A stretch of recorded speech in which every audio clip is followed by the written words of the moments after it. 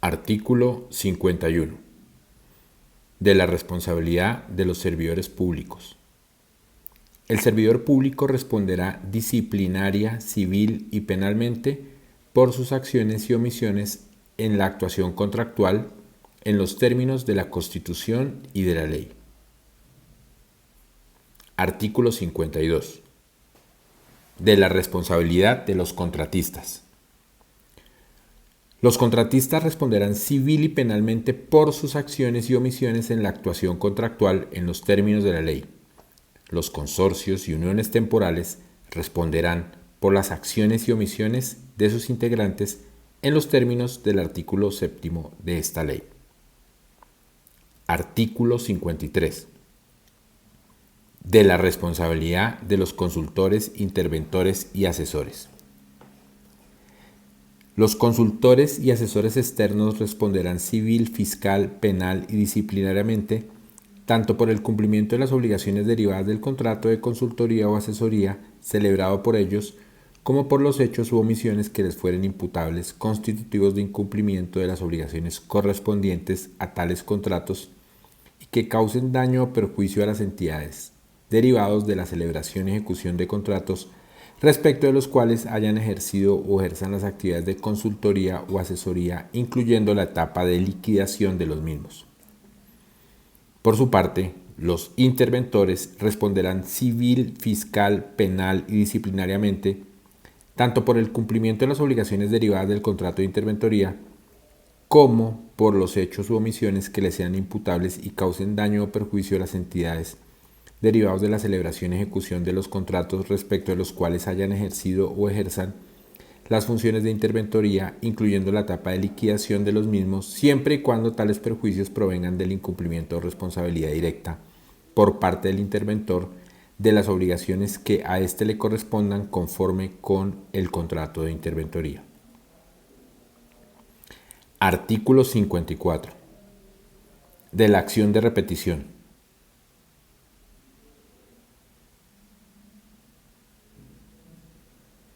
Artículo 55. De la prescripción de las acciones de responsabilidad contractual.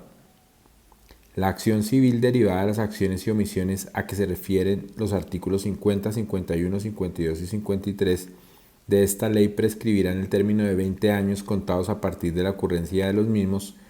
La acción disciplinaria prescribirá en 10 años. La acción penal prescribirá en 20 años. Artículo 56. De la responsabilidad penal de los particulares que intervienen en la contratación estatal. Para efectos penales, el contratista, el interventor, el consultor y el asesor se consideran particulares que cumplen funciones públicas en todo lo concerniente a la celebración, ejecución y liquidación de los contratos que celebren con las entidades estatales y por lo tanto estarán sujetos a la responsabilidad que en esa materia señala la ley para los servidores públicos. Artículo 57. De la infracción de las normas de contratación. El servidor público que realice alguna de las conductas tipificadas en los artículos 144, 145 y 146 del Código Penal incurrirá en prisión de 4 a 12 años y en una multa de 20 a 150 salarios mínimos legales mensuales vigentes. Artículo 58. De las sanciones. Como consecuencia de las acciones u omisiones que se les impute en relación con su actividad contractual y sin perjuicio de las sanciones e inhabilidades señaladas en la Constitución Política, las personas a que se refiere este capítulo se harán acreedoras a, primero, en caso de declaratoria de responsabilidad civil, al pago de las indemnizaciones en la forma y cuantía que determine la autoridad judicial competente. Segundo, en caso de declaratoria de responsabilidad disciplinaria, a la destitución. Tercero, en caso de declaratoria de responsabilidad civil o penal sin perjuicio de las sanciones disciplinarias, los servidores públicos quedarán inhabilitados para ejercer cargos públicos y para proponer y celebrar contratos con las entidades estatales por 10 años contados a partir de la fecha ejecutoria de la respectiva sentencia. A igual sanción estarán sometidos los particulares declarados responsables civil o penalmente. Cuarto, en los casos en que se hubiere proferido medida de aseguramiento en firme o elevado pliego de cargos, La autoridad competente podrá, con el propósito de salvaguardar la recta administración pública, suspender provisionalmente al servidor público imputado o sindicado hasta por el término de duración de la medida de aseguramiento o de la investigación disciplinaria. Quinto, en el evento en que se hubiere proferido medida de aseguramiento en firme a un particular por acciones o omisiones que le imputen en relación con su actuación contractual, se informará de tal circunstancia a la respectiva Cámara de Comercio que procederá de inmediato a inscribir dicha medida en el registro de proponentes. El jefe o representante legal de la entidad estatal que incumpla esta obligación incurrirá en causal de mala conducta. 6. En el evento en que se hubiere proferido medida de aseguramiento en firme al representante legal de una persona jurídica de derecho privado como consecuencia de hechos y omisiones que se le imputen en relación con su actuación contractual, aquella quedará inhabilitada para proponer y celebrar contratos con las entidades estatales por todo el término de duración de la medida de aseguramiento. Si se profiere sentencia condenatoria contra dicho representante legal, la persona jurídica quedará inhabilitada para proponer y celebrar contratos con las entidades estatales por 10 años contados a partir de la fecha ejecutoria de dicha sentencia. A igual sanción estará sometida la persona jurídica declarada civilmente responsable por razón de hechos u omisiones que se le imputen en relación con su actuación contractual. Artículo 59. Del contenido de los actos sancionatorios.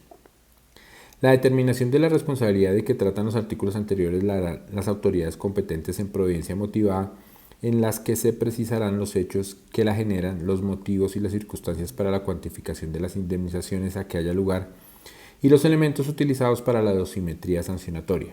Asimismo, en ella se señalarán los medios de impugnación y defensa que proceden contra tales actos, el término que se disponga para ello y la autoridad ante quien deba intentarse. Sexto, de la liquidación de los contratos. Artículo 60. De su ocurrencia y contenido. Los contratos de tacto sucesivo, aquellos cuya ejecución o cumplimiento se prolongue en el tiempo y los demás que lo requieran serán objeto de liquidación. También en esta etapa las partes acordarán los ajustes, revisiones y reconocimientos a que haya lugar. En el acta de liquidación constarán los acuerdos, conciliaciones y transacciones a que se llegaren las partes para poner fin a las divergencias presentadas y poder declararse a paz y salvo. Para la liquidación se exigirá al contratista la extensión o ampliación, si es del caso, de la garantía del contrato a la estabilidad de la obra, a la calidad del bien o servicio suministrado, a la provisión de repuestos y accesorios, al pago de salarios y prestaciones e indemnizaciones, a la responsabilidad civil y en general para avalar las obligaciones que deba cumplir con posterioridad a la extinción del contrato. La liquidación a que se refiere el presente artículo no será obligatoria en los contratos de prestación de servicios profesionales y de apoyo a la gestión.